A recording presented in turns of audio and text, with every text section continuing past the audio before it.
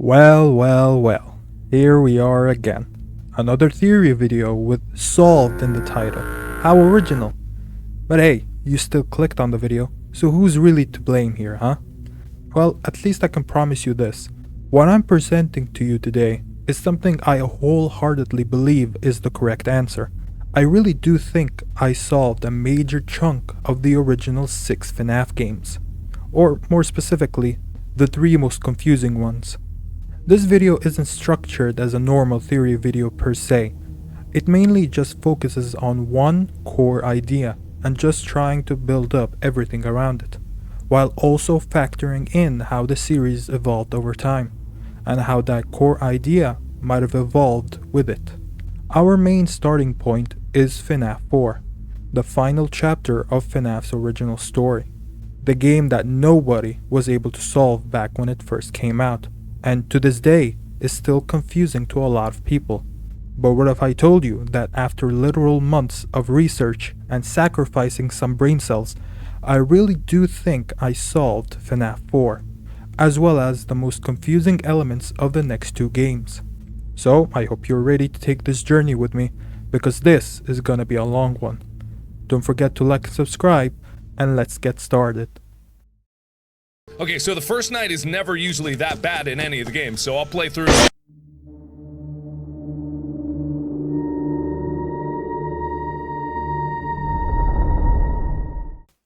Now, what do we know for sure about the story of Five Nights at Freddy's 4?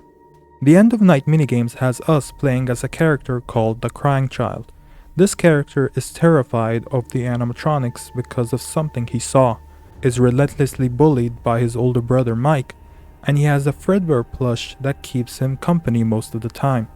Mike's constant bullying then reaches its boiling point when Mike and his friends decide to prank the Crying Child by shoving his head in Fredbear's mouth, which crushes his head. This event would be known as the Big Bite. Crying Child is then taken to a hospital, but the injuries are too severe. Mike apologizes for what he did, and the plush Fredbear promises Crying Child that he'll put him back together. Then the kid dies. As for the night sections, we play as Mike himself. We know this thanks to the FNaF 1 phone call playing in the background.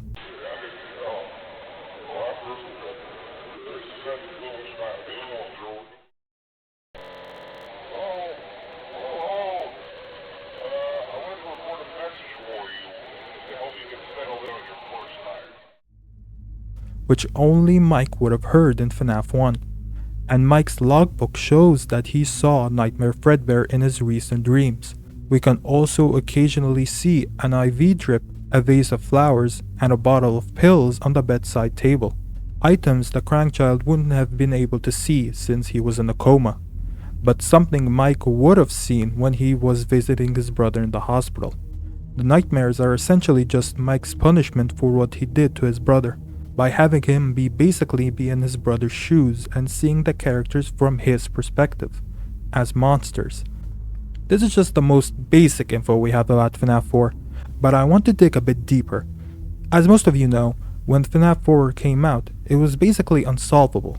Even Scott Cawthon has admitted that no one solved the game's story at the time. The reason for this is because he himself admitted that the game was too vague and too open for interpretation. Even figuring out Mike being the player of the nights took a while before most theorists finally accepted it. But the game was still solvable. We just haven't found the proper puzzle pieces and put them together.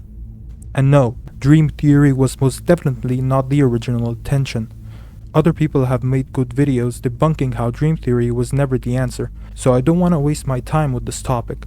So real quick, not only is Crying Child not the player of the nightmares in the first place, he also wouldn't know what would be the exact minimum wage in 1987 or 1983. Why would there be also an elaborate plot to try and free the kids in Happiest Day if it was all just a dream? Scott also said in a Reddit post that he only did one retcon when there was only 5 games. Having FNaF 4 reveal everything was a dream, and then changing that in future games would count as 2 retcons, not 1. There's also the fact that Scott has made fun of Dream Theory countless times like he does with other debunked theories. For example, on April Fool's 2018, When he was making UCN, he gave fake mechanic descriptions to Foxy, Phone Guy, and Nightmare Freddy. These descriptions all make fun of old debunked theories, like Foxy is a good guy theory, Purple Guy being Phone Guy, and Nightmare Freddy's mechanic was about dream theory. Even in the first Scott interview, which was made years after FNAF 4 released, Scott says that the story of FNAF 4 was not solved when he released it, and that's why he had to continue the series. So yeah, dream theory was never correct. Now back to the main topic. What did we miss back in 2015? Why wasn't the story solved? Quote from Scott himself. You know, when I released the first game over a year ago, I was amazed at how quickly everyone found every bit of lore and story. Then the same happened with part 2. Fans and YouTubers dug in and found everything. Game Theory did an incredible job on part 2, getting almost everything right. Then part 3 came out, and once again the story was uncovered by the community. It seemed that there was nothing I could hide.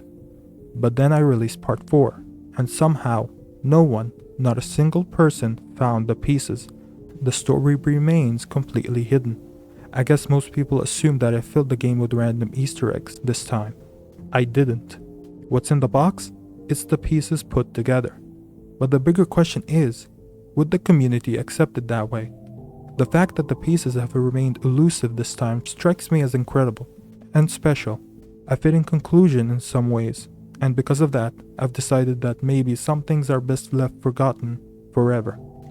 Now, I'll talk about the box later, but the important thing we learned from this post is that the pieces to solve FNAF 4's story relates to the many Easter eggs we see in the game.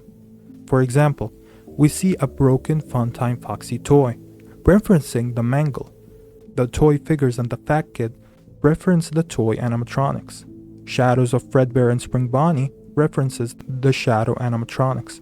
Rumors about the robots coming to life and hiding bodies foreshadows the haunted robots coming to life and stuffing the night guards into suits. The Finger Trap toy foreshadows Springtrap. The Big Bite foreshadows the Bite of 87, and so much more. These Easter eggs are the pieces Scott was talking about, which is backed up further when one of Scott's clues to solve FNAF 4 is directly talking about one of those Easter eggs. So what were they trying to tell us? Why have all of these references to future events? Well, I think it's because Scott wanted to tie all 4 games together in a way. 4 games, 1 story. I think a good way to start figuring out this one story is to look at the plush toys. These guys, I think, are the key to solve the original FNAF story. When we interact with the plush toys, Crying Child says that they are his friends, specifically the plush toy versions of the Core 4. But interestingly, the head of the Foxy plush is torn off. Considering that Mike is scaring Crying Child with a Foxy mask, I think it's safe to assume that Crying Child pulled off the Foxy head because he was scared of the plush, or he didn't want to be reminded of his brother. This one simple action can surprisingly help us a lot with figuring out the story. In the night sections, when we successfully deal with Nightmare Foxy in the closet, he turns into a small Foxy plushie. Not only that, but Nightmare Foxy's scare is very similar to how Mike scares the Crying Child, showing again how Mike wearing the Foxy mask has somewhat corrupted the image of the Foxy plush. But Nightmare Foxy isn't the only character associated with a plush. Nightmare Freddy starts out as a plushie as well. In fact, he's the Freddy plushie on the bed, and if we don't flash him for too long, Plush Freddy turns into Nightmare Freddy. Even the 3 other nightmares have been represented as their plush counterpart. In Curse of Fredbear's hallway level, when we reach the Nightmare Room, we can find each of the Core 4 toys in the same spots where their nightmare counterparts are found. We also have Nightmare Fredbear repeating lines said by the Fredbear plush. We are still your friends. We know who our friends are, and you are not one of them. I will put you back together. Let me put you back together, then take you apart all over again. All of the 5 core Nightmare animatronics represent the corrupted versions of Crying Child's plush friends. But that leaves us with one question. With the Foxy plush, we know Cryingchild ripped off its head because Mike made him scared of Foxy. And with the Fredbear plush, it's most likely because Cryingchild is generally afraid of the robot. But what about the others? Why would Cryingchild be suddenly afraid of the rest of his friends? Simple. In the Night 5 minigame, the bullies wore masks of the other band members to torment the Cryingchild, and the Fredbear animatronic caused the bite. If Mike scaring bite victim with a Foxy mask was enough for him to not like the plush toy, then all of the bullies wearing masks of the Core 4 and Fredbear being involved in his death would seem like all of his friends turned against him. That is why in the final minigame, Plush Fredbear says, "We are still your friends." Do you still believe that? Plush Fredbear wants to assure the Cryingchild that they are still his friends, even if in the eyes of the kid, they somewhat betrayed him. That's why all of the nightmares are connected to both the plush friends and the bullies. In Cryingchild's mind, he sees them as one of the same, which also explains why when the nightmares kill us, they pick us up from our feet, just like how the bullies picked up the Cryingchild in the minigames. All of this then culminates in Nightmare Night, where we face off against Nightmare himself. Like the other Nightmare creatures, I think Nightmare is representing one of the friends. This one being Cryingchild himself. After we see him die in the Night 6 minigame, Night 7 has him come back. Not literally his soul, mind you, but a representation of him. This is Mike's ultimate nightmare, the culmination of his guilt for what he did.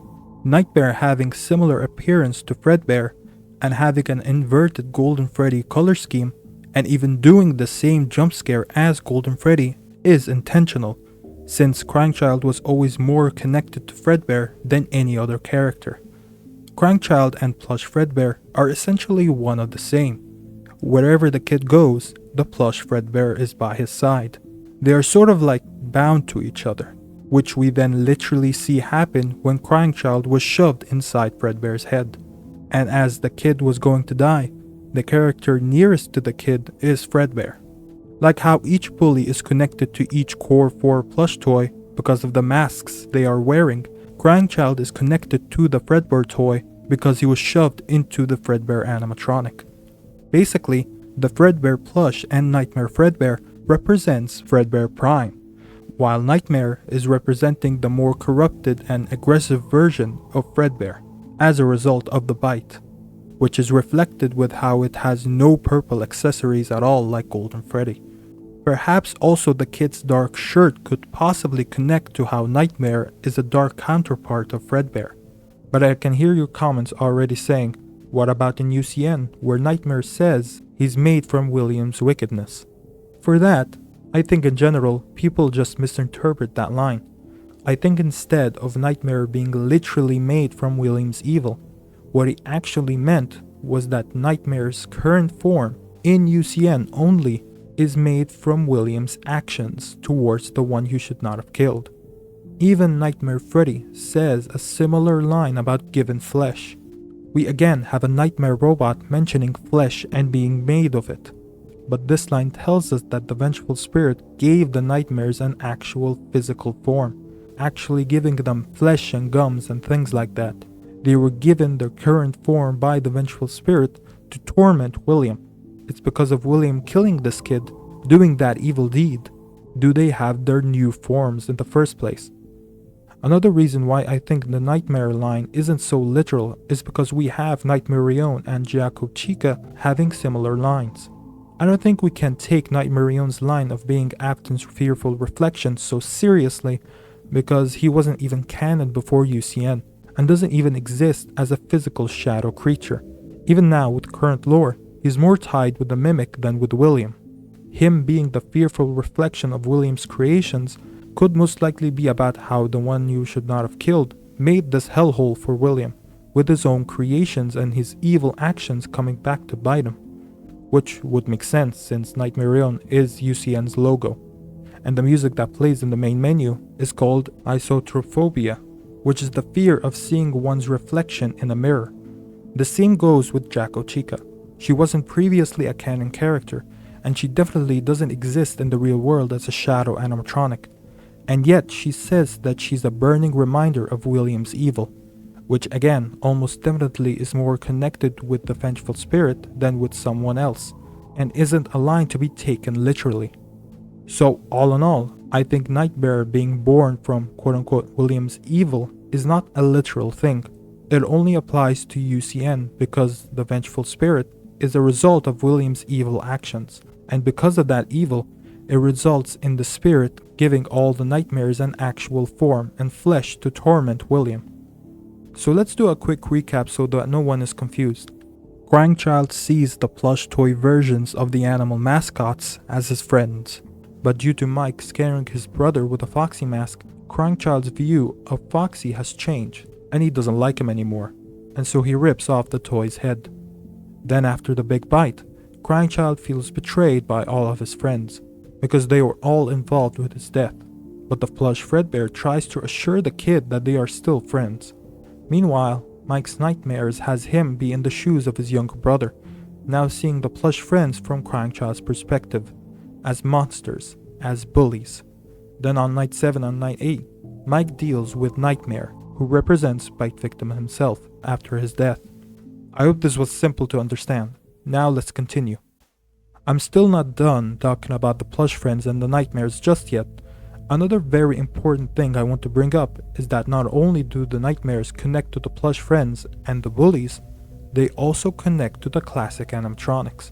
Another big reason why Mike is most definitely the dreamer is because the nightmares' behavior are the exact same to how the classics behave in FNaF 1.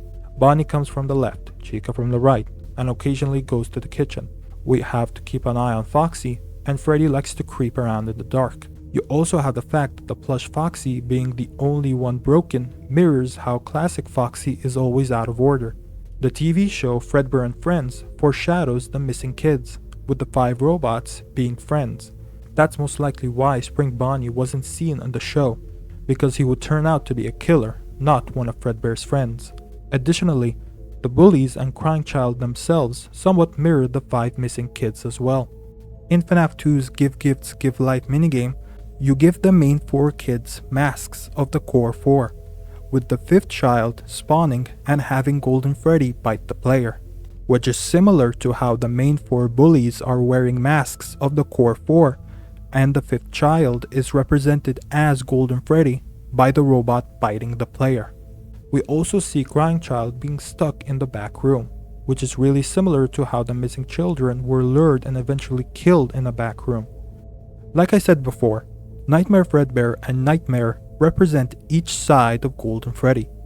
Nightmare Fredbear represents the regular Fredbear animatronic, while Nightmare, the Golden Freddy of FNaF 4, is representing Crying Child becoming Fredbear after the bite.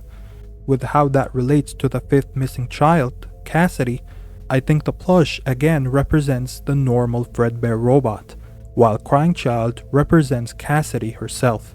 Then when Cassidy is stuffed into Fredbear, similar to how Crying Child was stuffed into Fredbear, she becomes Golden Freddy, which is reflected with Golden Freddy's black accessories instead of purple.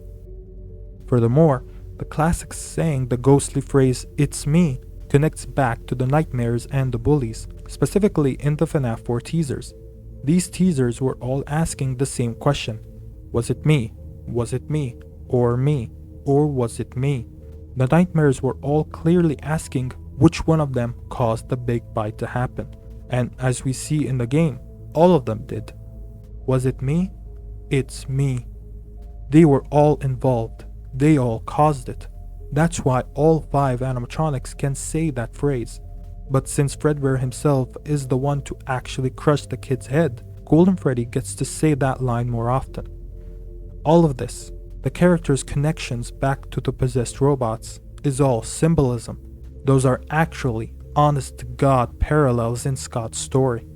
This is why we failed to solve it back in 2015. Fans were trying to take everything too literally. People thought that Crying Child had to have possessed an animatronic, even though he died in a hospital. And we already know who haunted these specific characters. That this has to be the bite of 87. Even though FNaF 2 made it clear in 1987, Fredbear's was closed for years. There were even theories saying that the bullies would become the missing kids, due to them wearing the masks. but that didn't turn out to be true. That's because a lot of them missed the symbolism and tried to take everything as literal. That's how we ended up with dream theory in the first place. Everything that happened in FNAF 4 was all symbolic. The reason the things the kid saw on the week of his birthday are seen again years later is because he's somehow haunting the timeline itself. Whether you think he did it literally, a la memory victim / god victim, or not literally and Crying Child just moved on after he died, is up to you. It doesn't make that much of a difference. As for Golden Freddy... Whoa, what the fuck? What the fuck? No! I saw Golden Freddy! You can't fool me! What I just talked about is a huge reason for why I don't subscribe to the theory that Bite Victim is possessing Golden Freddy. Golden Freddy / Fredbear in FNAF 4 itself is represented as one kid, one soul. Crying Child is foreshadowing how the fifth missing kid is stuffed into Golden Freddy, and it's only her that's possessing it. Golden Freddy is more simple than people make him out to be. He is not haunted by two souls. The survival logbook doesn't confirm that two spirits inhabit Golden Freddy, since we know that different spirits can communicate with each other without having to be in the same vessel. The week before also doesn't confirm the two souls theory. This one page that people use as definitive evidence to say that Crying Child is haunting Golden Freddy has a small detail that makes that claim a lot more iffy.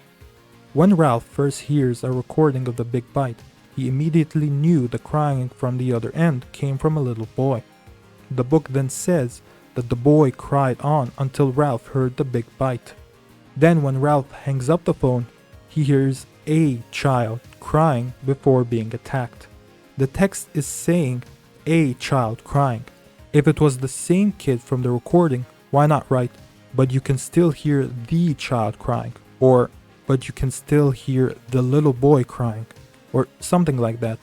The text didn't say it was the same crying boy, or the same child in general. The boy on the recording stopped crying when he got chomped. Then a child is heard after.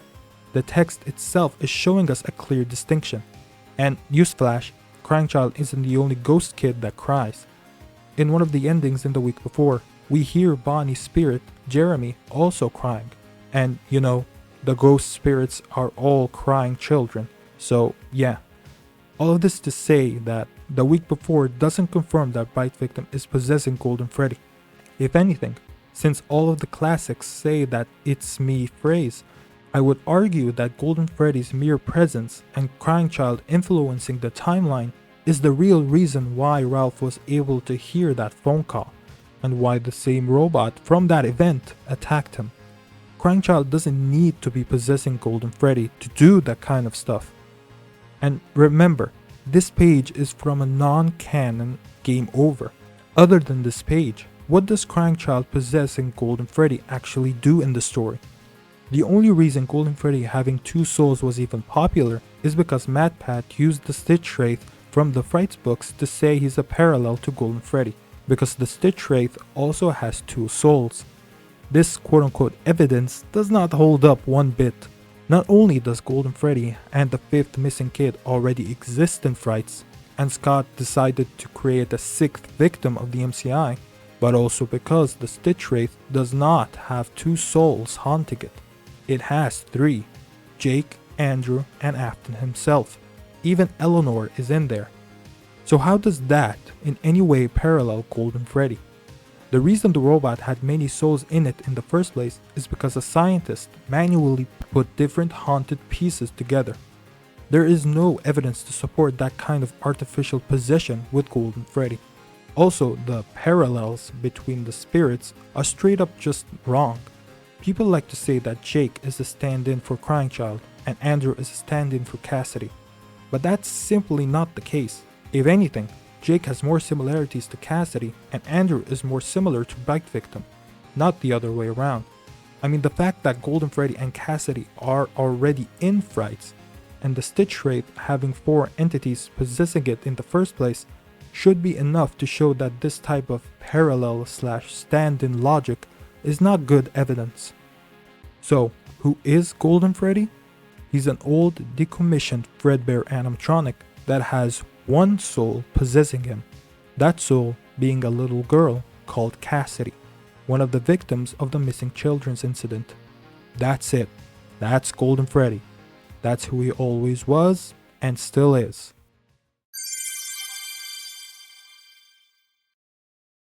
Alright. What exactly am I getting at with this? Golden Freddy tangent aside, why is it important to point out the connections between the nightmares, the bullies, the plush friends, and the possessed robots? Because I think they are the main focus of the original story. The 4 games' one story clue was about them. In the final minigame, SolVectim is said to be broken, and as he was about to pass on, all of his plush friends disappear one by one, with plush Fredbear's final line being, "I will put you back together." But what does that line truly mean? If this was the final chapter, then SolVectim being put back together must have happened in one of the previous games. Thankfully, FNaF World gave us a huge hint to the answer. That game has us set up the secret minigames from FNaF 3. BB's Air Adventure, Mangle's Quest, Chica's Party, Stage 01, the Glitch minigame. Then when we complete the Clock Rat, Yellow Eyes tells us that the pieces are in place for us, and we have to find them. These minigames, and their connection to FNaF 4, were the pieces that Scott was talking about in his Steam post. The pieces to achieve Happiest Day. The real end to FNaF's original story. Happiest Day has the 5 MCI kids finally reunited together to celebrate one last birthday party. Since the 5 kids from Fredbear's represent the 5 missing kids, Happiest Day is sort of undoing what happened a long time ago. By bringing the friends back together, not only does it free the souls of the 5 missing kids, but it effectively ended the curse of Crying Child haunting the timeline. In a way, when Happiest Day is complete, SolVectim has been symbolically put back together. That is what the one story was all about. If you have been in the FNaF community for a while, you'd think this all sounds very familiar to an already existing theory called ShatterVictim, which, if any of you didn't know, is the theory that Crying Child's soul and memories was attached to the 5 missing kids, and the things we see in the secret minigames are literally SolVectim's memories, and the kids are trapped in it. Then by completing Happiest Day, we literally put SolVectim's broken soul back together. Now, everything I've discussed is practically the same as the ShatterVictim theory, but there is one major difference between that theory and what I'm talking about. I don't think the basic idea of ShatterVictim is correct. I don't think SolVectim in any way literally haunts the classic animatronics. Now, before I continue, I want to credit Alena's Woodlands video about ShatterVictim, as the points I'm gonna go through directly come from their video. To start, many connect the Fat Kid from the FNaF 4 minigames directly to BB in BB's Air Adventure, which isn't technically wrong, but my problem is that why would this Fat Kid alone be so important enough for Crying Child to represent an entire piece of his soul? Next, why assume the Mangle in Mangle's Quest is only connected to the broken Mangle toy in the sister's room? They are both just connected to Mangle in general. Toy Chica and Chica's Party can't directly represent the Toy Chica in FNaF 4, because the one in FNaF 4 is missing her beak, while the one in Chica's Party isn't. We also see toy figures of the other toy robots, so why would they be there if it's meant to be a reference to Chica's Party? I think these toys are just references to the toy animatronics in general. Stage 01 being about Fredbear's doesn't mean FNaF 4 is specifically referencing it. They both just take place at Fredbear's family diner. There's also that one kid that disappears in Stage 01, which doesn't relate to FNaF 4 at all. If the Shadow Bonnie minigame is connected to the shadows on the diner's wall, then why is Shadow Fredbear also there? It seems more like the shadows on the wall are meant to connect to the 2 shadow animatronics in general. And for me, Happiest Day being literally Fredbear's diner also doesn't make sense, because the location is clearly not Fredbear's. Judging by the masks the normal kids are wearing, they are definitely not Fazbear characters. Yes, Happiest Day in a narrative sense is supposed to undo the ending of FNaF 4, but it doesn't mean that this location has to be or literally is Fredbear's. Think of it like this. Secret of the Mimic was said to have elements and events that rhyme with future events. A great example would be the puppet Roxy having lost both her eyes, foreshadowing Roxanne Wolf losing both her eyes. Or how about the fact that both MCM and the Pizzaplex have a fake underground pizzeria that has a giant Freddy head nearby, as well as the Mimic having rabbit ears. Despite the similarities, these two are completely different locations. And that's what I think Happiest Day is. While it does share a similar layout to Fredbear's, and we are giving cake to a kid representing the yellow bear in the last table, both are completely different people and are not in literally the same location. Additionally, even in the survival logbook, there's a coupon called Happiest Day, which can be redeemed at Freddy's, not Fredbear's. I simply don't think these minigames are literally showing bite victims' actual memories, because the point of the FNAF 4 Easter eggs is to predict a lot of stuff we see in future events, things that the missing kids would have saw either before or after their deaths. They would have seen BB, the Mangle, Toy Chica, the actual shadows, and the puppet. So instead of saying that the secret minigames show bite victims' literal memories, I think a more accurate statement would be FNAF 4 foreshadows a lot of stuff and Crying Child sees them. Then Crying Child dies and the things he saw are seen again in the future. Those same things are then seen by the missing kids. So that's why in the minigames, they have similar memories to the bite victim, but it's still their own memories. I know I've talked plenty about FNAF 4, but there's still just a couple of stuff I want to discuss. Our little psychic friend Fredbear was quite the mystery when he was first introduced, and yet even years later, I'm not sure what he originally was. It could have been an imaginary friend, but the problem with that is how would it know that Mike is hiding somewhere? Not only that, but it knows exactly where he is. And I don't think it's an Agony plush too, because that would mean he's his own character that stayed true to his promise, which is a problem because we never see him anywhere in the previous games. I personally think, if we are only looking at the 4 games, that the plush is straight up the puppet, or at the very least, if we are going with the imaginary plush theory, the plush is somewhat representing the puppet. Perhaps the reason the puppet gave life to the souls is because she wanted to try and bring back the friends that bite victim had lost, and try to put them back together. Then in Happiest Day, all the friends are together and the souls are finally freed, which in turn symbolically puts bite victim back together. So if the puppet was the plush, then he honored his promise. Perhaps if Crying Child was meant to look like the puppet, this could have been a sort of bait and switch. At first, when you look at this kid, you'd think he looks like the puppet from his design, and the party that we'll be attending is the party seen in Take Cake to the Children. And so you think the plush might be the Golden Freddy spirit, because he's a plush of Fredbear, and he can seemingly teleport around. But then when we actually get to the party, it's actually revealed that Crying Child is representing Golden Freddy because he's shoved in Fredbear's mouth. And the plush could be representing the puppet, because like the puppet, the plush has been guiding a lost kid, and he was the one promised to put the kid back together so he can truly be freed. So yeah, currently, I think back in 2015, the plush was most likely either the kid possessing the puppet or was an imaginary plush, and his connections to the puppet was more symbolic. The last thing I want to briefly discuss about FNAF 4 is of course the box. The only hint that Scott gave us of what was inside the box was that it was the pieces put together, and I think that was the extent of what was in the box, as Scott already stated in his second interview that the box was the first half of an idea, but the story didn't progress in a way to decide what to actually place in the box. All he knew that what was inside the box was the pieces put together, which, as we now learned, has to do with Happiest Day. So, if I had to take a guess on what the box held, it probably contained something from the Happiest Day party that we'd recognize, or it contained the clue to access the Happiest Day minigame. What I mean by that is, in FNAF 3's Follow Me minigames, when we go to the left hall, we see clues on how to access the secret minigames in the nights. In Freddy's minigame, it tells us to click on a BB drawing to access BB's air adventure. and it tells us to press 4 arcade buttons to access Mengel's quest. Bonnie's minigame tells us to collect 4 shadow cupcakes on the cameras to access Chica's party.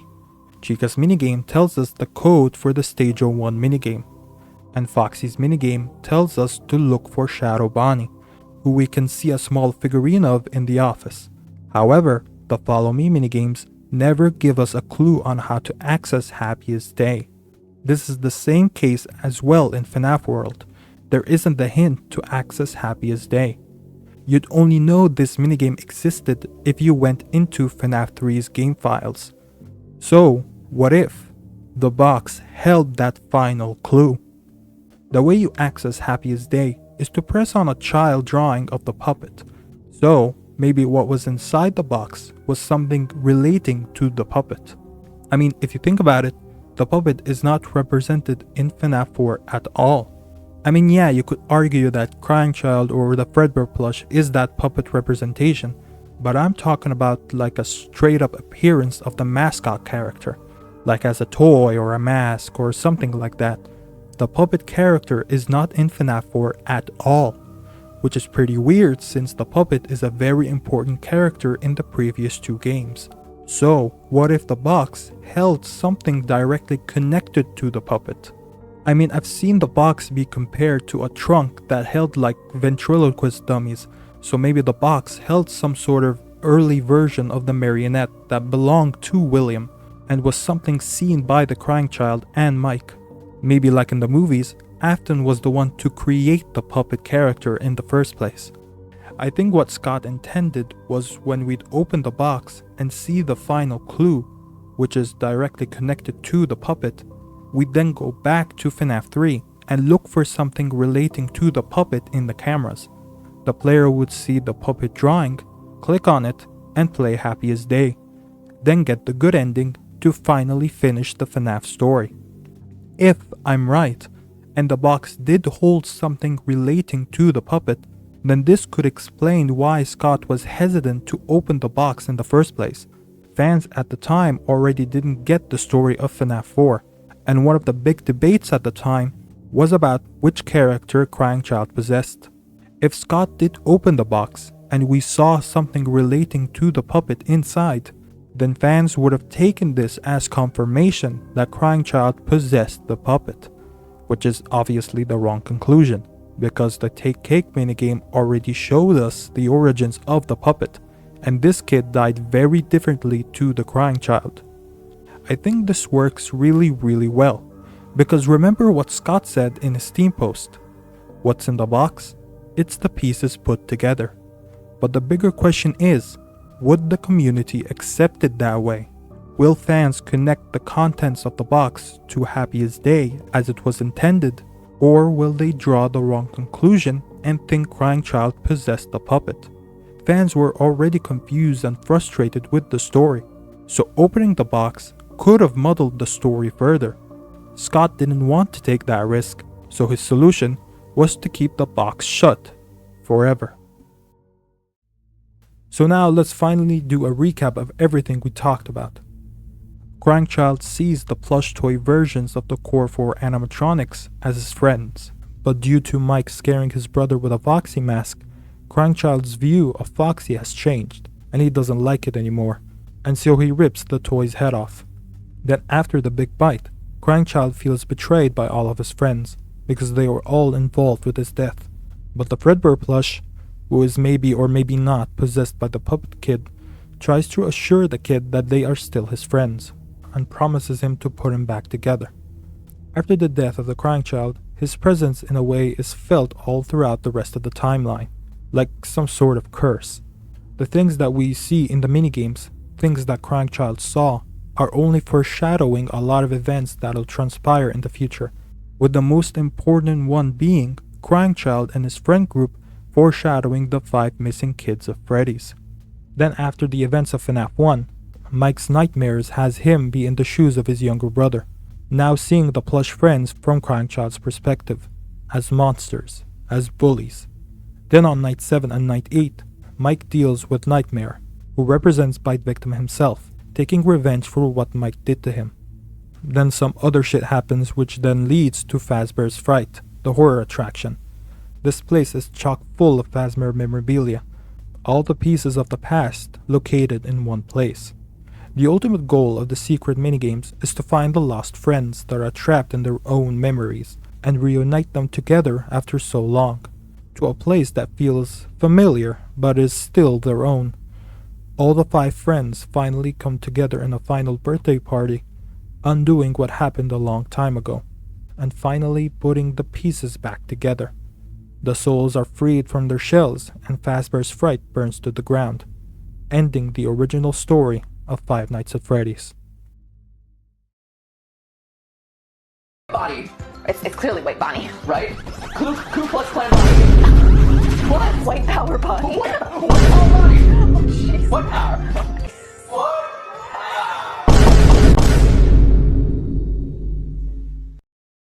I think there has been a large misunderstanding of the real purpose of FNAF World.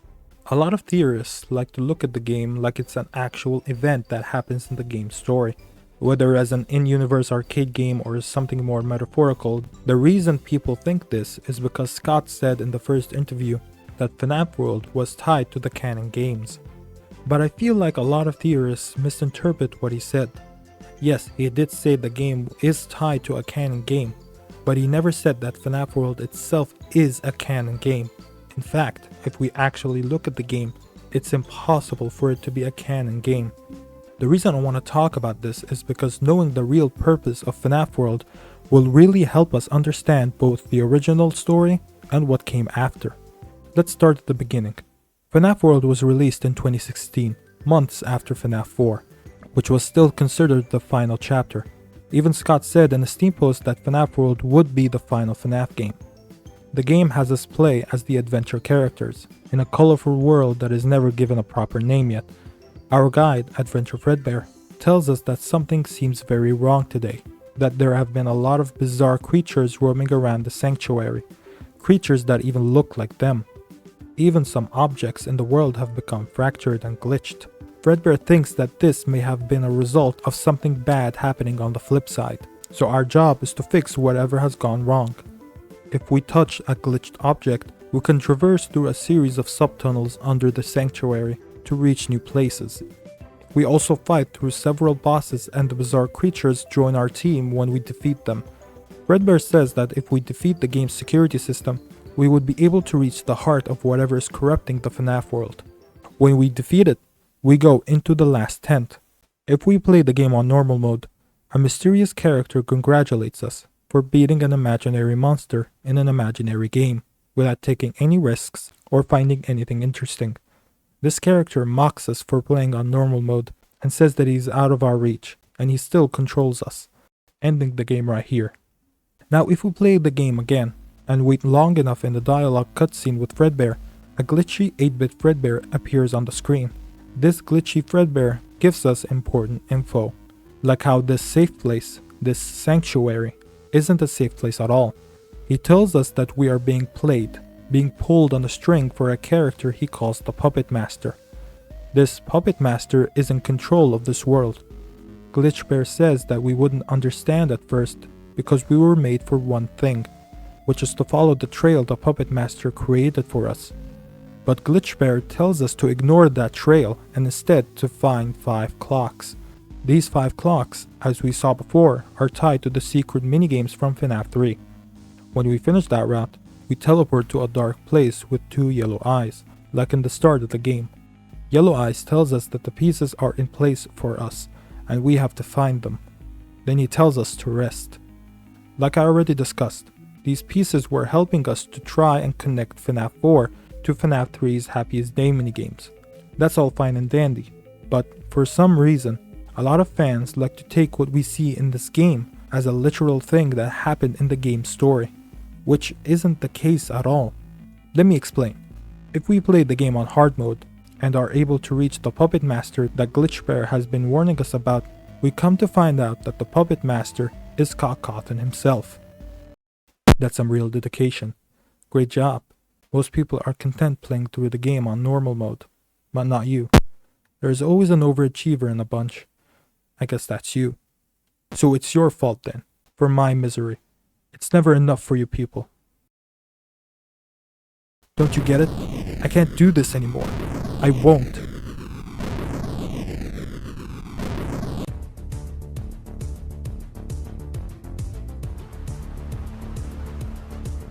It was fun being the puppet master, but now I grew weary. It's time to put you in your place. Now, let me show you how this game ends. Scott is literally talking to us, the fans, the theorists. He's talking to the kind of fan that's dissected the files and overanalyzed everything until there is nothing left to see. How it's never enough. He is blaming us for his misery, and he tries to put us in our place. But after we defeat him, he says, "Okay, alright, I get it. Was this the ending you really wanted? Coming all the way here just to kill me? Was I really the villain in your mind? I mean, sure, this is definitely one way to bring the story to a halt, but surely there was a more satisfying end. I just do what is demanded of me. I fill your insatiable gullets with more and more and more. And now you are here to show your gratitude. Well, congratulations then. I haven't brought the story to an end. You did. So feel good about yourself for ending the story by killing the storyteller."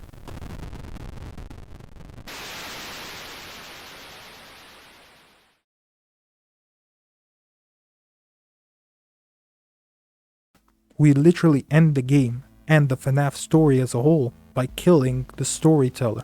It doesn't get more meta than this. And that's the whole point I'm trying to make. A lot of theorists think that FNAF World is depicting some kind of spirit world and our player is some lost soul trying to help free Bite Victim's spirit. Or something like that, when this wasn't the intent at all. FNAF World is chock full of meta elements and is very self-aware. Scott being the final boss, Fredbear knowing that we are in a game, Old Man Consequences saying that we have gone too deep into the game's code, and even Chipper tries to take his revenge because of his own game's failure. Even if we ignore these meta elements like some people do, and only focus on the clock route as the only canon route, this still doesn't work because Glitchbear himself also knows that he's in a game. He tells us to avoid the trail Scott has put for us. He also tells us how to break the game to get the red chests. Scott even doubled down on these meta elements and made Update 2, which contained no lore at all and was just a series of fun minigames. Even another version of Scott makes an appearance as Desk Guy. Desk Guy tells us that he is working on something that Adventure Fredbear says has everyone on edge. While at first Fredbear doesn't want to help us because FNAF World was poorly received, we are able to convince him to help us. We are then transported to the backstage of FNAF 4's Halloween update. This game is literally tied with a game that was confirmed to be non-canon. We come to find out that Desk Guy is reusing code from various characters from the Halloween update to create crazy spin-off games. And if we beat those games, we are able to rescue the characters and they join our team. Then when we kill the final boss and reach Desk Guy again, he explains that he made those spin-off games as to not disappoint people again, like he did with FNAF World. And then we get to see what he has been working on.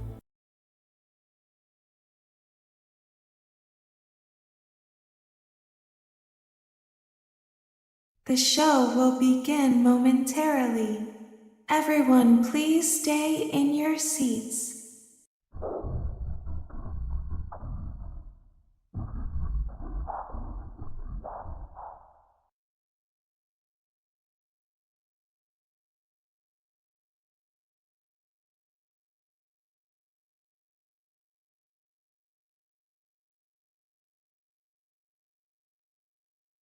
This guy was making a new FNAF game, Sister Location. But if you think Update 2 is just not part of FNAF World's canon story, think again, as Glitchbear's dialogue was also updated to include one line. Something terrible is coming.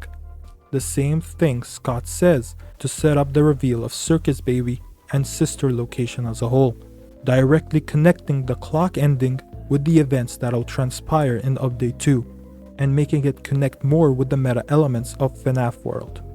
FNAF World as a whole was made as a meta commentary on the FNAF fanbase at the time, It was made as an outlet for Scott's frustrations with the FNaF story and the fans in a lighthearted, jokey way. Even Scott has stated that he made FNaF World because he was tired of always thinking about death and tragedies, so he wanted to make something lighthearted. The quote-unquote lore that's in this game is misinterpreted to mean something that it shouldn't. What is the flip side? The flip side is not some ghost realm or the FNaF universe. The flip side is our world, the actual real world. It's because of FNaF 4's poor reception in the real world that the FNaF world started to shatter. What is Glitchbear and Adventure Freddy? Merely avatars of the game trying to help us, the theorists, with solving the story of the actual canon games, by tying FNaF 4 with FNaF 3's secret minigames. We aren't literally setting up the secret minigames in-universe, but instead, like how we can be transported to the backstage of the FNaF 4 Halloween DLC, the clock minigame has us go into the backstage of the FNaF 3 game and add these Easter eggs seen in the Follow Me minigames. FNaF World was never made to be directly part of the canon game story. It was always supposed to be a fun spin-off that tried to help us solve FNaF 4's confusing story in a very meta way, similar to 5 Laps, where the game is just a jokey spin-off with some ties to the canon lore. Now, before I move on, I want to shout out another fellow FNaF theorist, ClavisKey, for their awesome FNaF World video, which goes a lot more in depth about everything I've talked about with FNaF World, and was the main inspiration when making this section of the video. So, check them out. There are a bunch of clowns watching your house, and they're coming in right now. Why are you so serious? As we know, the FNaF story didn't end with FNaF 4. A year after the game released, Scott released FNaF's sister location, a continuation of the so-called final chapter. Thanks to the Doco interview, we know exactly why this game was made. About this game, it created a bit of a divide between people, specifically the box at the end, and then the TV advertisement with 1983, and then the Bite of 87 debate. How did you feel about the reactions to that? Kind of like with Five Nights at Freddy's 3, where there was something I was kind of left unsatisfied with. Mm-hmm. The reaction to Five Nights at Freddy's 4, and the box is tied into this, very, very closely. I don't think that people weren't really happy from a lore standpoint, even though I got the jump scares kind of right. Yeah. And the box really fit into that lore aspect. I felt that it had all gone kind of it had strayed too far from an actual story in a way. Me just saying that, I'm going to get torn apart for even saying that, because people are going to look at what I've ended up with. They're going to be like, and you call this a story? But by Five Nights at Freddy's 4, it kind of went a little too broad. It cast its net too wide for interpretation. I guess that's the best way to say it. It went too broad for interpretation, and that left people unsatisfied. Because whereas the other ones, there were mysteries.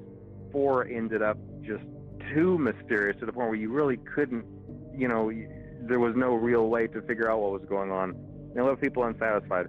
And like I said, with jumping from 3 to 4, I knew that I had to go in and straighten that out. It's like, people aren't really happy with this. I need to make another game. I need to kind of ground this again, not necessarily in reality, but I need to ground it in kind of storytelling again.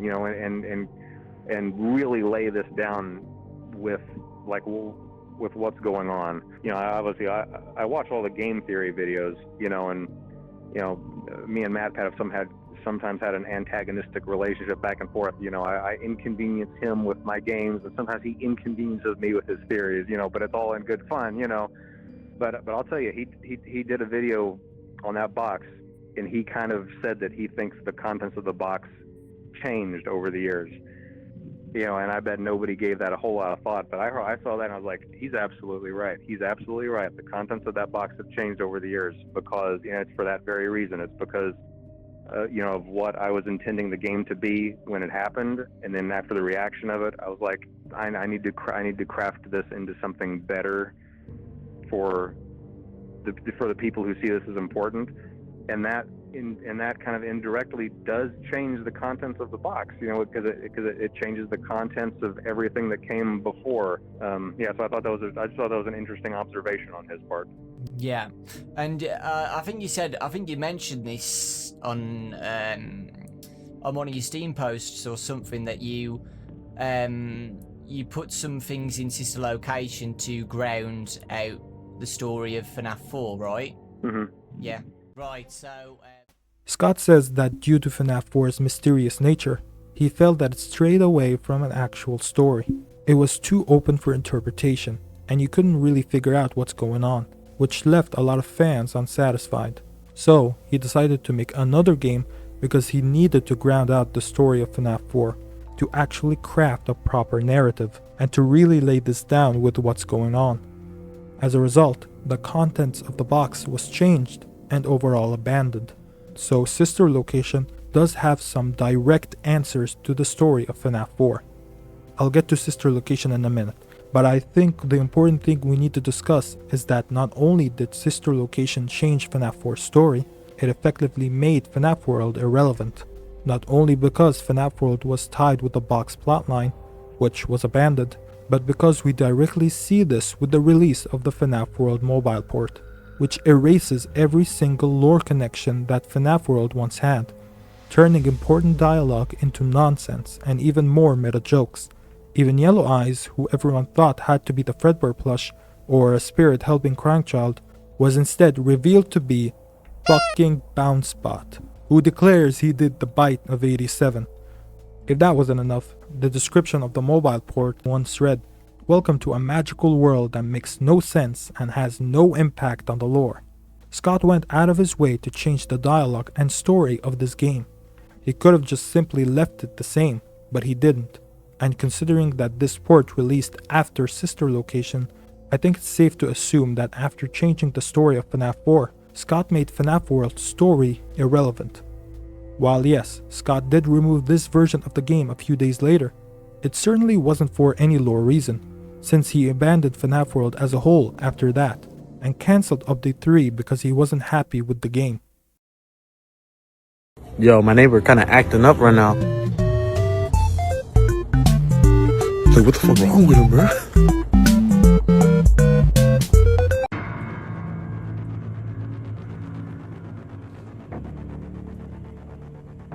When it comes to Sister Location, there are 4 main things in the game that directly connects back to the story of FNAF 4. So let's not waste any more time and get into it. Back when FNAF 4 first released, there was a lot of debate on what year this bite took place in. Was this the famous bite of 87? I mean, the teasers were chock full of 8s and 7s, so this had to be it, right? But the teaser and an Easter egg also showed a 1983 date, so what if this is a new bite that took place in 1983? Well, thankfully, Sister Location would answer that question. In the private room, when we type in 1983 on the keypad, we get to see camera footage of the FNAF 4 rooms. So this was the bite of 83, which would be later fully confirmed by Scott a year later in a Reddit comment, and by the week before. As for what the 8s and 7s in the source code meant, I made a whole other video discussing it, and how these hints helped me solve who did the bite of 87. So check out that video when you are done with this one. Another thing that we can find at the private room is our familiar Psychic Fredbear, and he seems to hold some remote control or walkie-talkie, considering that the plush is sitting there next to other references to FNAF 4, should obviously spell out that William was watching and possibly talking to his son using his Fredbear plush. Now, whether that was always the intention back in 2015 or was a change in the story is unclear, but as of right now, the Fredbear plush is most definitely William Afton. Now let's divert our attention to what the camera screen actually shows us. They show us the exact FNAF 4 nightmare bedrooms and the plush trap hallway. If we look at the map of the location, we find out that there are 3 hidden areas labeled Observation. It's clear from the map layout that these are areas we have seen in FNAF 4. Observation 1 is the neighborhood and Fredbear's, Observation 2 is the nightmare room, and Observation 3 is the plush trap hallway. Not only that, but there's also marked dots on the map for where an animatronic is supposed to be, like with the fun times. And considering that these marked dots are exactly where the nightmare animatronics would be, this heavily suggests that the nightmare animatronics, specifically the Core 4 and Plush Trap, are actual real creations made by William Afton.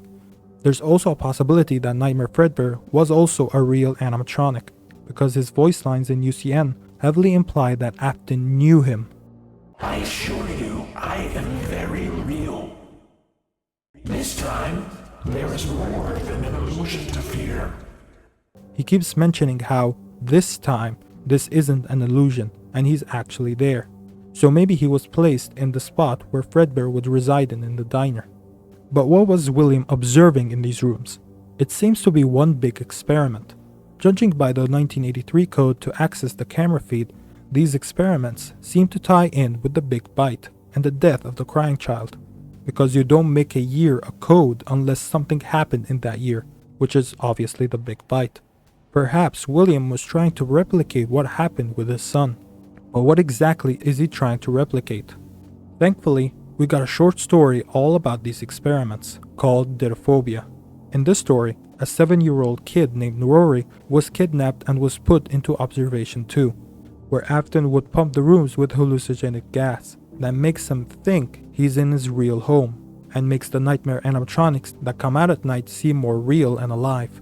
This story confirms that Observation 2 is also underground like the rest of the facility, which means that the other observation rooms also might be fake underground areas, which was further hinted towards with Help Wanted, because we see that the Fun Times can't just access the observation rooms. The story also tells us that William designed these experiments to study the effects of ongoing fear in children. Afton wanted to see what would happen if a child faced the same horrors night after night, with no real life during the day to balance the awfulness of the night terrors. This does really sound like Afton wanted to recreate what happened with his son, since Crying Child did live every day in constant fear. He most likely even based the nightmare animatronics on the 4 bullies to really replicate his son's fears, and if Nightmare Fredbear was also real, it'd obviously be based on the Fredbear animatronic that did the bite. So the symbolism that I was talking about in FNaF 4 still most likely holds true. But why is Afton trying to recreate his son's tragic existence? Well, since we know that Afton is the Fredbear plush, then the experiments must be about trying to put Crying Child back together. Perhaps Afton was testing to see what actually happened to the kid after his death. Maybe he's trying to study how a lot of emotional energy can affect the person's soul and the area around him. If Afton saw what would happen with a kid that lived in constant fear, then this would help him understand more about how to put Crying Child back together. I want to make this clear. I'm not saying that Afton genuinely cares about Crying Child to want to put him back together. Afton is only doing this for his own gain. He is learning how souls and possession works to see how it can benefit him. Another aspect of the experiments I want to talk about is how it relates to Michael Afton. Why is Michael dreaming about these experiments years later?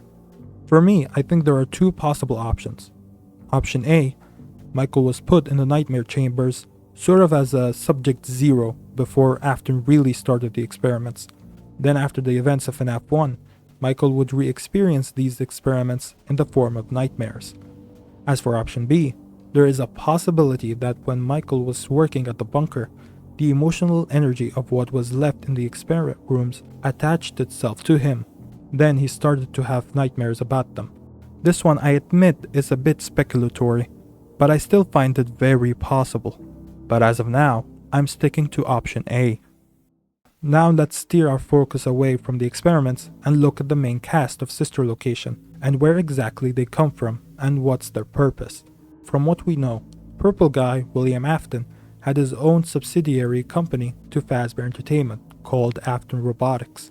Afton's first independent venture was a new restaurant called Circus Baby's Pizza World, which features highly advanced circus-themed performers. But unbeknownst to anyone, Afton built these robots to kidnap kids.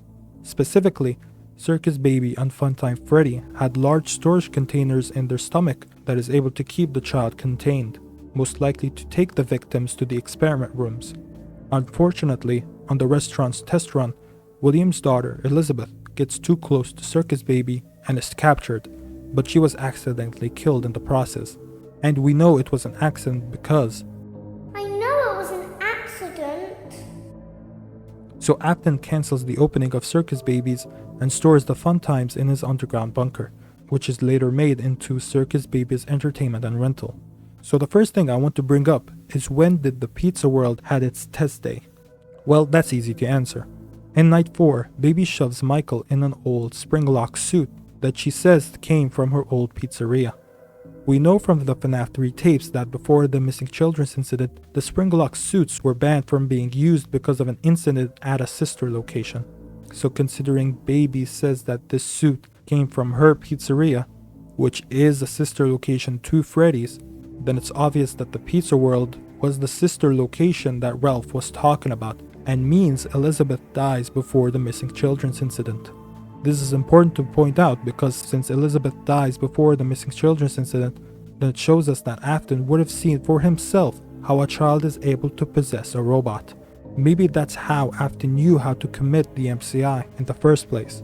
He saw with his own eyes how Elizabeth fully possessed a robot because she died inside of it. So then Afton would replicate that with the 5 kids, with him killing them by stuffing them into the robots, which is exactly like what happens in the novel trilogy, where Afton wanted to replicate what happened to Elizabeth, and so he committed the missing children's incident.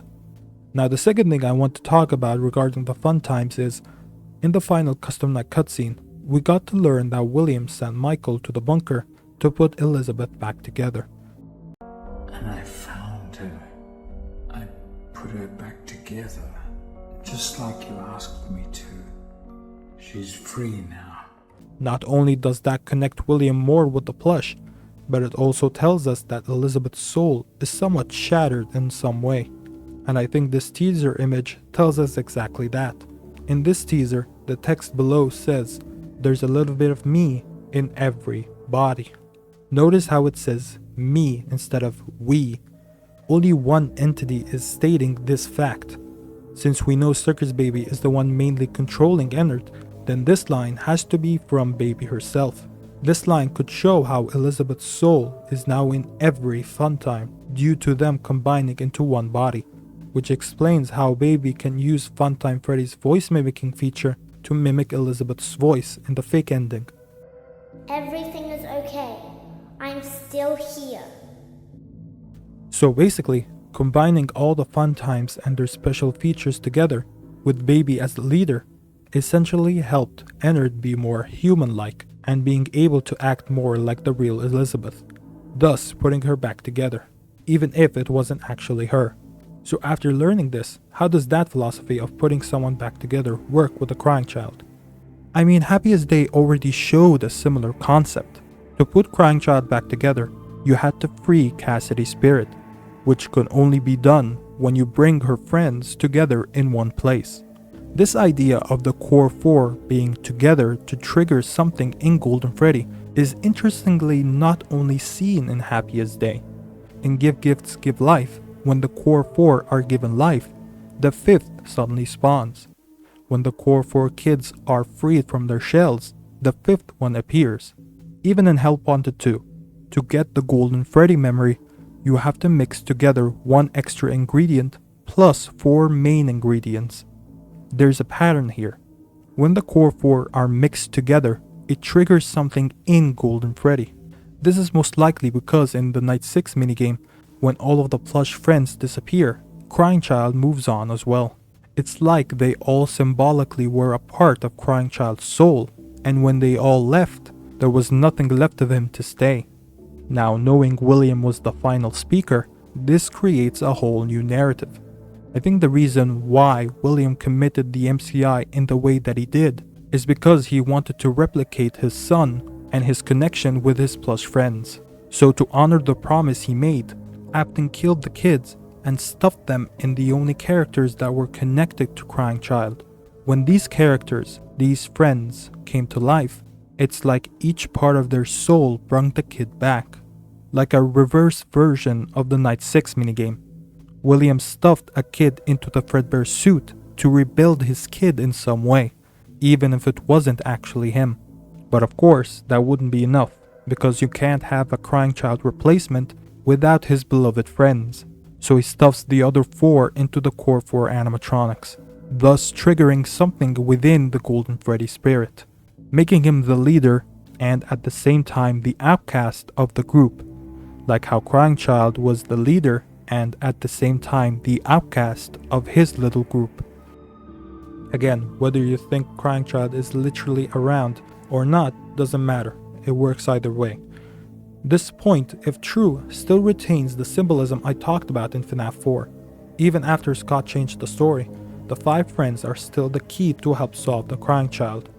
But now, he explained it in a way that is more grounded. So let's do a quick recap of what we learned from Sister Location. Overall, I do think the game really did help us understand the story more after where FNAF 4 had left it. We now have actual motivations and actual story developments. We learned that Despite took place in 1983.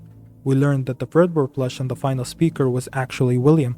We saw William's earlier attempts of trying to bring back his son via experimenting on emotional energy, and we learned how and why Afton committed the MCI. How many people wound up biting the big one of 87? Well, I want to tell you, but I'm not sure where to go from here. May I suggest the number?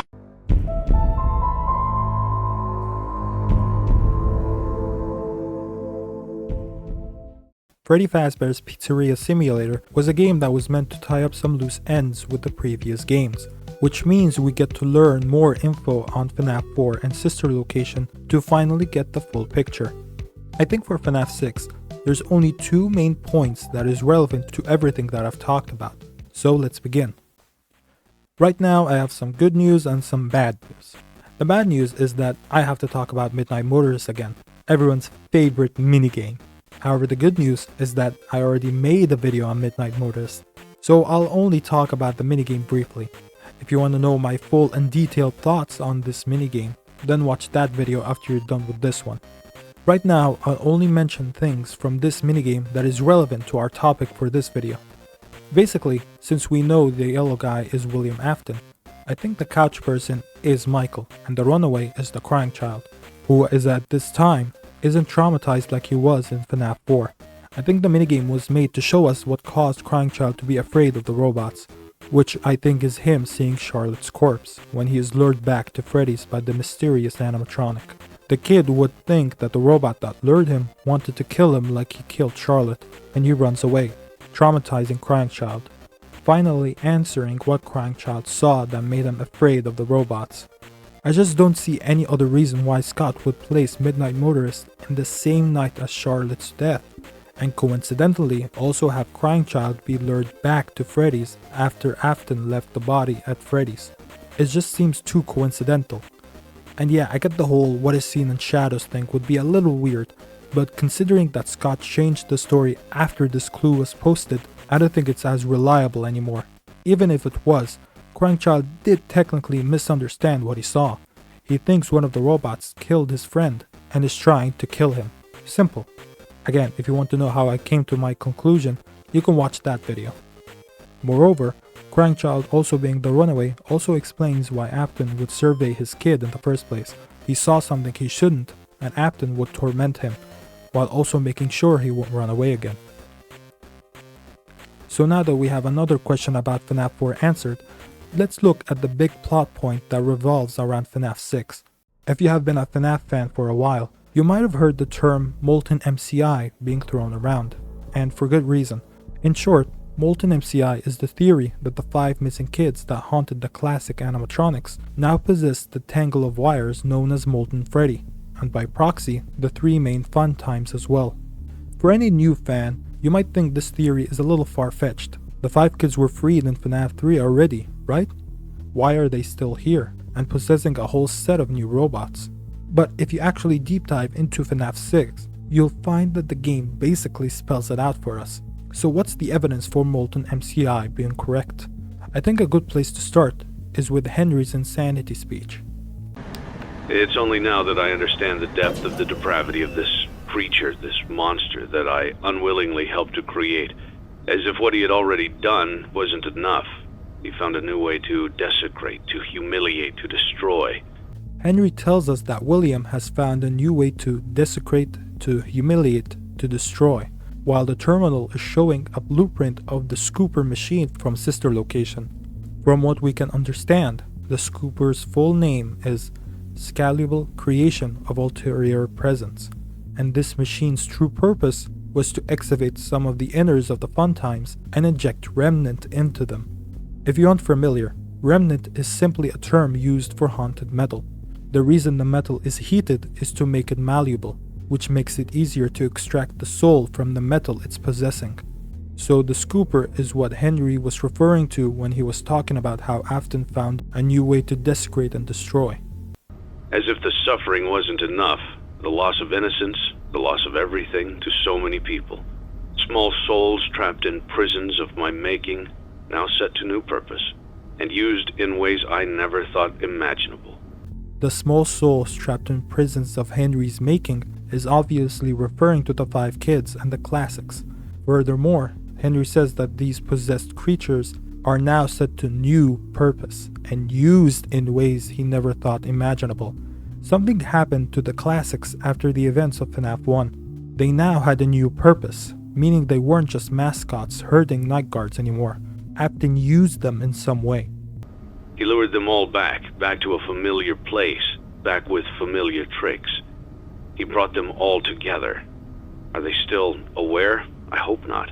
It keeps me awake at night. I could make myself sleep, but not yet.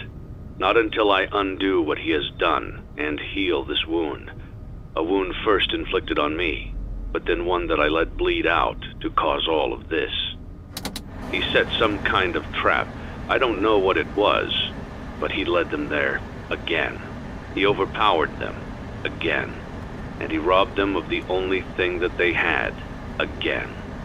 This is obviously referring to Follow Me, where Afton lured the kids back to the safe room like he did in the past, overpowered them like he did in the past, and killed them again. I don't know how those tiny breaths of life came to inhabit those machines, but they will never find rest now, not like this. I have to call them all back, all of them, together in one place. Henry directly says that the 5 kids will never find rest, not in the current condition, and so he has to call them all back. So the missing kids are in FNaF 6. But now let's look at the other famous Henry speech. And to you monsters trapped in the corridors, be still, and give up your spirits. They don't belong to you. For most of you, I believe there is peace, and perhaps more, waiting for you after the smoke clears. Notice how Henry says monsters, plural, and how the screen is showing both Scrap Baby and Molten Freddy. It's not just Scrap Baby that is possessed, Molten Freddy is as well. Sure, the puppet is possessed as well, but Henry doesn't talk about her until the end, and you wouldn't consider the puppet itself as a monster. It makes more sense if the monsters are the fun times, which were made to capture or kill kids. This also relates to how the Scooper is involved in this plot. If there are souls haunting the fun times, then the Scooper would have injected them with remnant. This character also having Molten in the name also connects back to the Scooper and how it kept the remnant in constant heat. I should have known you wouldn't be content to disappear. Not my daughter. I couldn't save you then, so let me save you now. It's time to rest, for you, and for those you have carried in your arms. This ends, for all of us, in communication. Henry is directly saying that not only Charlotte will rest, but also the ones she carried in her arms, showing the screen from the Give Gifts Give Life minigame with the missing kids. Clearly again showing that the missing kids are in the labyrinth. And if that wasn't enough, if we complete all the Lore Keeper minigames, we get this final screen showing the graves of the 5 missing kids, with Charlotte watching over them, again showing how they were present in the fire, and this is where their story ended. So considering we learned that Molten Freddy is holding on to souls, and the 5 spirits are present in the labyrinth, then this must mean that the 5 kids possess the amalgam. They certainly couldn't be in any other vessel, so Molten Freddy is the only logical option. Additionally, Molten Freddy's right eye being lit up is very similar to how the 5 masks' right eyes light up in the bad ending of FNaF 3, showing how the 5 kids are still around. While this facial recognition file goes unused in the final game, it was used in supplementary materials like the guidebooks. This file reinforces the fact that the fun times were indeed haunted by other victims, and them being the necessary element for Henry's plan makes sense when you consider the insanity speech was all about Henry wanting to bring the 5 kids to the trap and free them. But how did William achieve this? How did William put the souls of the classics into the fun times? Well, like Henry says in the insanity speech, Afton lured all the robots back to the safe room and destroyed them. Then he must have took the haunted metal, heated up, and used the scooper to inject it into the fun times. Candy Cadet's stories even helps us understand this point further. All 3 of his stories involve 5 things becoming one. 5 dead orphans stitched together into one for one coffin. 5 dead kittens are stitched together into one and is put in a shoebox. And a woman melts 5 keys together into one.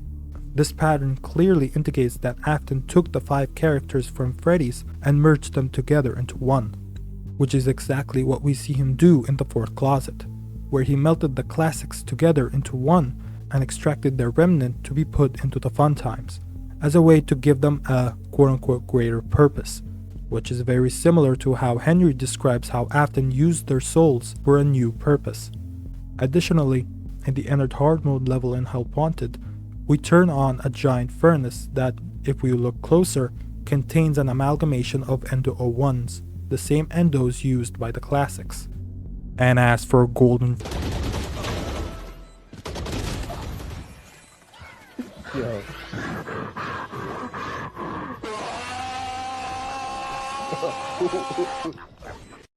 Now, I see a lot of theorists claim that Molten Freddy has only 4 souls inside of him instead of 5, excluding Golden Freddy.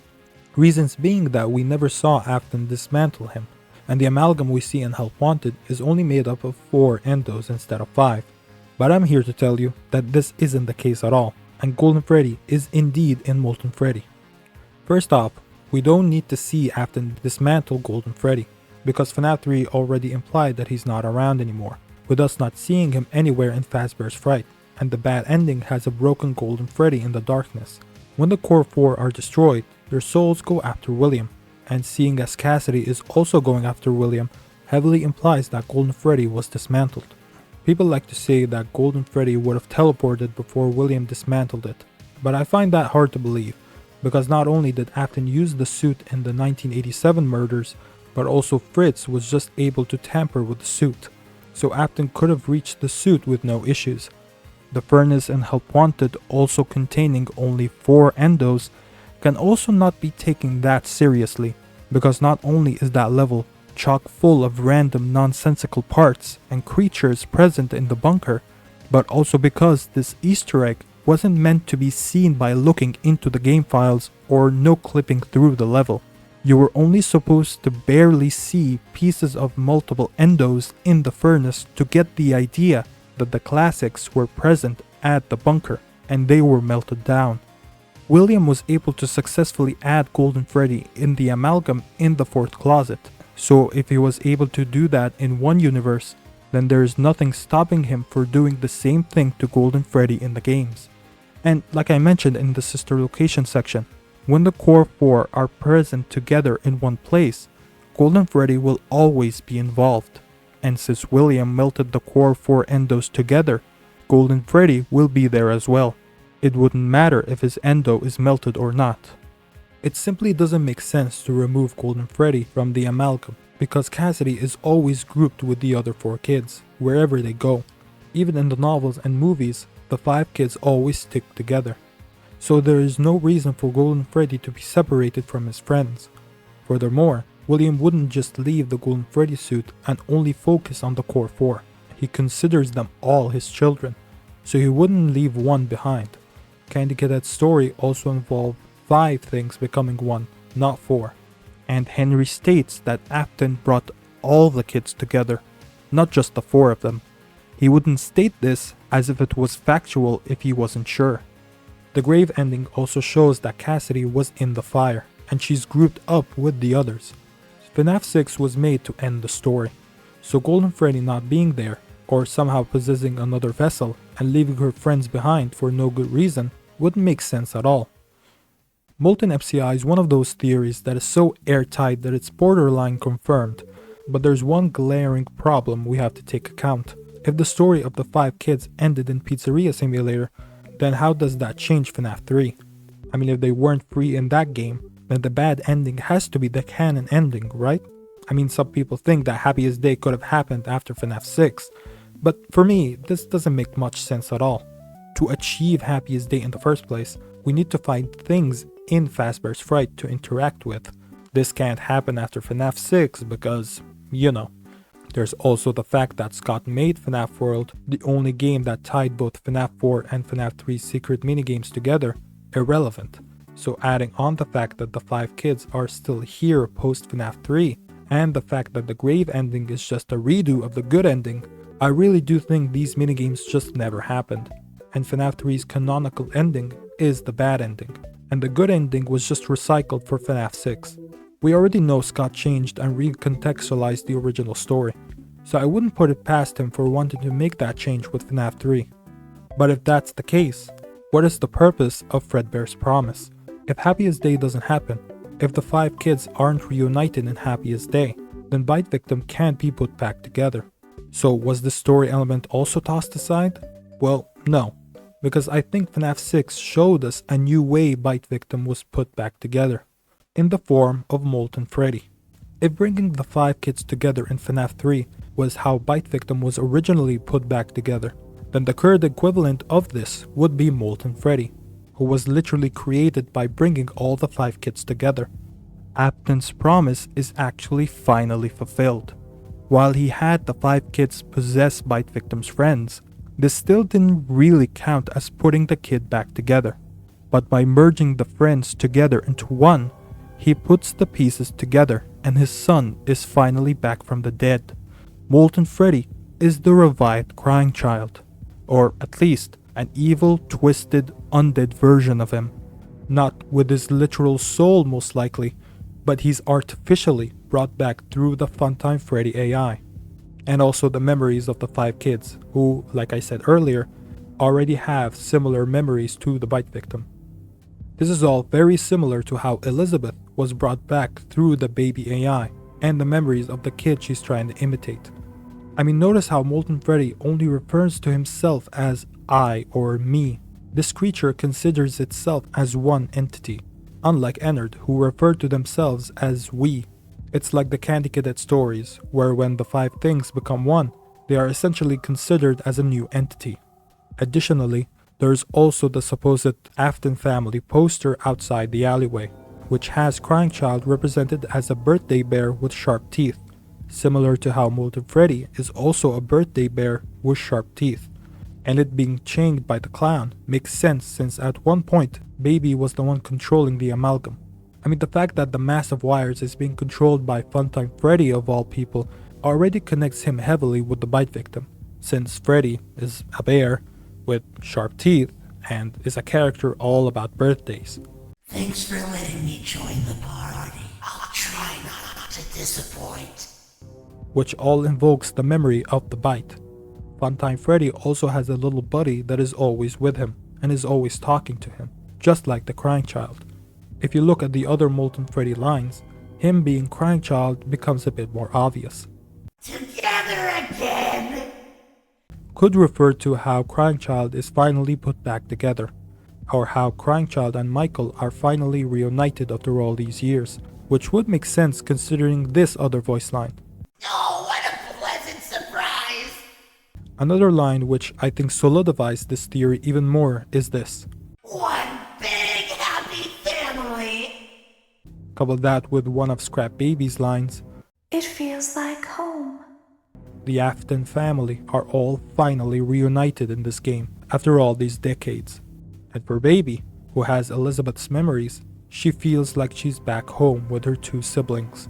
Molten Freddy being the artificial Crying Child works really well with FNAF 6 as an ending, as it truly reunites the entire Afton and Emily family, and they all go down in a blaze of glory.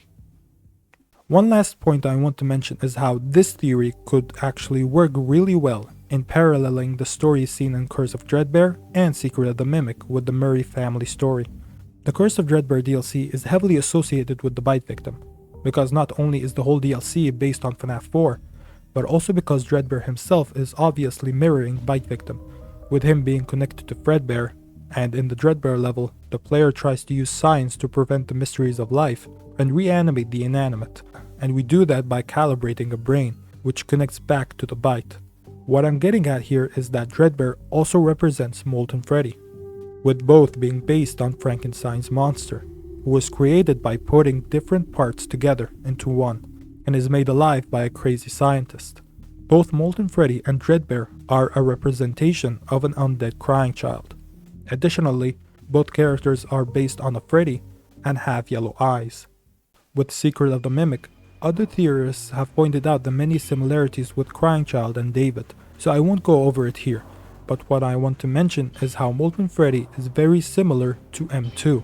They are both attempts to bring back an inventor's dead son that died in an accident, but the results gave them a homicidal haunted AI robot that kills everyone in its way. Both also have glowing orange eyes, and are both represented as a white and pink bear that can mimic voices. M2 also mirrors Molten Freddy by having him wear an amalgamation of different Freddy parts stitched together. I think Molten Freddy as a concept was essentially made to replace the plotline of the box, which contained the pieces put together. But what comes of the Crying Child? Did his role in the story also change? I personally don't think so. I think Crying Child's role in the story is something I don't think was ever changed since his introduction. I think the Crying Child from the very beginning was never supposed to be in a similar situation as the other souls in the series. I don't think he was ever intended to be a character that is supposed to literally come back through an animatronic. I mean, unlike the other spirits, he wasn't murdered. What happened to him was an accident. He didn't feel vengeful when he died, all he felt was sadness. He also died very far away from any vessel to haunt, and in the fourth closet, we learned that the most important rule for possession is to die in very close proximity with the vessel. Like Afton says in the fourth closet, the spirit follows the flesh, it would seem, and also the pain. This rule would further help ground the story in a way that makes sense. We even see this rule get applied to the puppet kid. Instead of the kid just magically possessing the puppet, we see that the puppet was holding onto Charlotte as she dies. The spirit follows the flesh and the pain. And this rule once again shows us why Afton had his victims die in the suits. Crying Child was taken out of Fredbear and he lived his last day in a hospital. There is no vessel for his soul to inhabit. He instead would haunt the timeline itself. Because of him, so many things are set into motion and so many characters' motivations started with his death. He doesn't need to come back. Those specific roles are already filled by pre-existing characters. Trying to forcefully make him fit in a role that is already taken makes his placement feel a lot more awkward. For me, this is what I think is Crying Child's purpose in the narrative. It all started with the big bite, then a promise, which then leads to the experiments, then Elizabeth and Circus Baby, then the missing children's incident, which then leads to the pieces being put back together with the creation of Molten Freddy. Then a family reunion, which ends with a large fire to finally end the suffering and pain that lasted decades, finally putting everything to rest. This is what I think is the condensed story of Five Nights at Freddy's. But what are your thoughts? I would like to hear them down below in the comments. And if you enjoyed this video and the effort I put into making it, please don't forget to like and subscribe. I would really greatly appreciate it. I would also really appreciate if you shared this video around with your friends and other theorists. Anyways, see you on the flip side.